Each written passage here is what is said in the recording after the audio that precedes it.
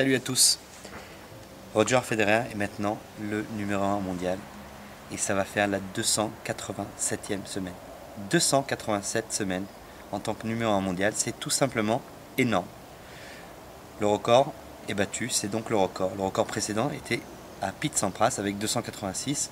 Roger l'a battu en remportant Wimbledon, comme vous avez vu, il y a une semaine. Alors, 287 semaines, c'est pas très parlant peut-être pour vous, et donc je vais essayer de vous faire quelques petites comparaisons, et comme ça, vous aurez peut-être une meilleure idée, parce que en fait, pour moi, 287 semaines, ça me parle pas beaucoup non plus. Alors, 287 semaines, c'est combien d'heures? C'est 48 216 heures, c'est 2900 jours, et c'est 5,5 ans. Bon, ça parle toujours pas trop.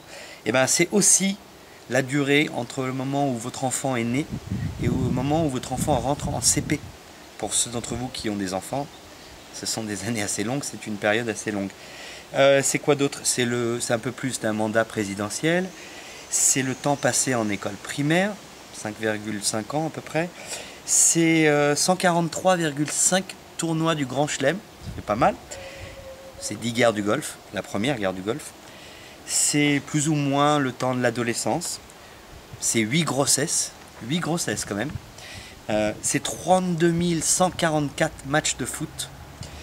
Et c'est un tiers de la carrière de Roger Federer.